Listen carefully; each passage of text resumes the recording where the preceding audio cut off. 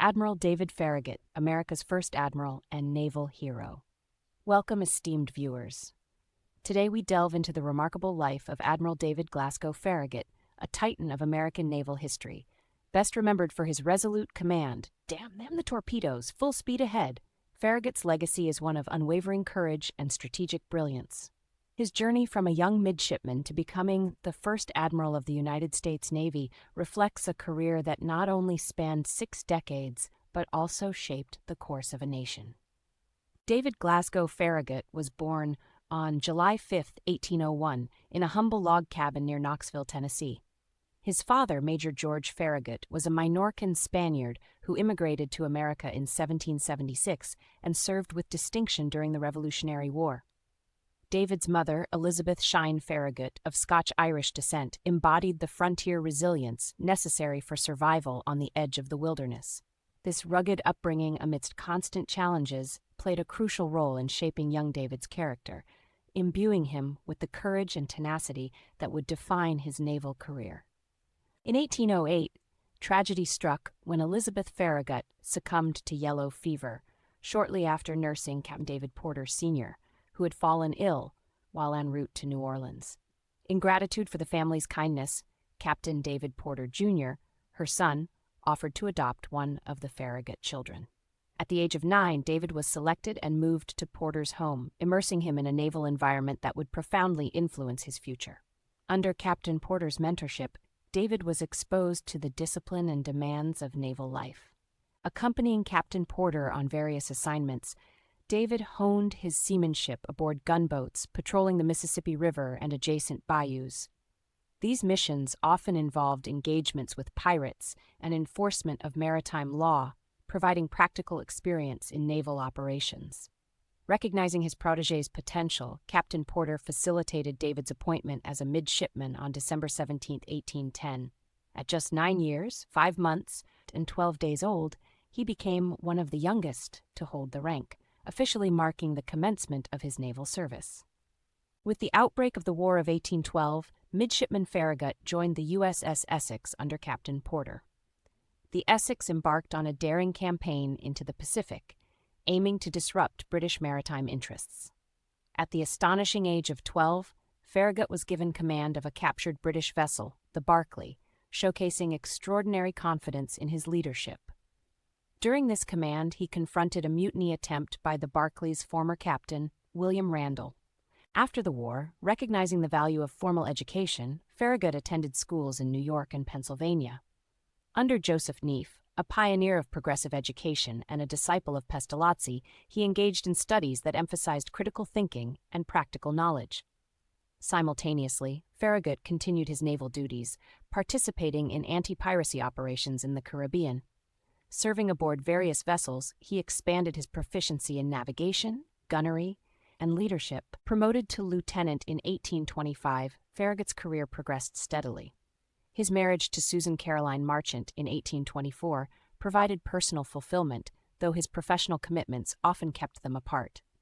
Assignments aboard the USS Brandywine and USS Guerrier in the Mediterranean allowed him to observe European naval innovations and refine his strategic insights.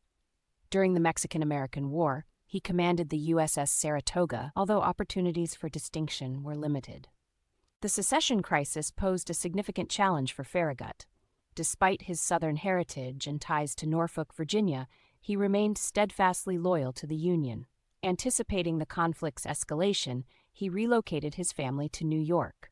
His loyalty was initially met with skepticism due to his origins, resulting in a period of professional uncertainty.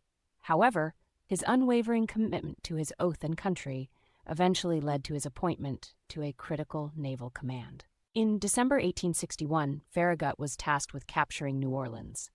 His fleet, comprising powerful warships like his flagship, the USS Hartford, and a mortar flotilla under Commander Porter, faced formidable Confederate defenses.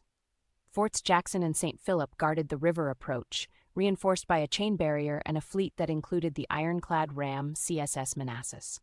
Initial bombardments of the forts proved ineffective, prompting Farragut to execute a bold plan to breach the river obstructions. On April 20, 1862, under cover of darkness, Union sailors cut through the chain barrier amidst intense enemy fire. In the pre-dawn hours of April 24th, Farragut's fleet advanced. The fleet's success rendered the forts strategically obsolete, leading to their surrender. New Orleans fell shortly after, delivering a significant blow to the Confederacy. Farragut continued operations along the Mississippi River to divide the Confederacy. Despite setbacks at Vicksburg due to challenging terrain and robust defenses, his persistent efforts contributed to the eventual Union victory there in 1863. His actions were integral to the Anaconda Plan, aiming to suffocate the Confederacy's resources and split its territory. In August 1864, Farragut led the assault on Mobile Bay, a crucial Confederate port. The harbor was fortified with mines known then as torpedoes and defended by Fort Morgan and the ironclad CSS Tennessee. As the Union fleet hesitated after a mine sank the USS Tecumseh, Farragut famously commanded, "Damn the torpedoes! Full speed ahead!" The fleet engaged and neutralized the CSS Tennessee after intense combat. The victory at Mobile Bay was pivotal.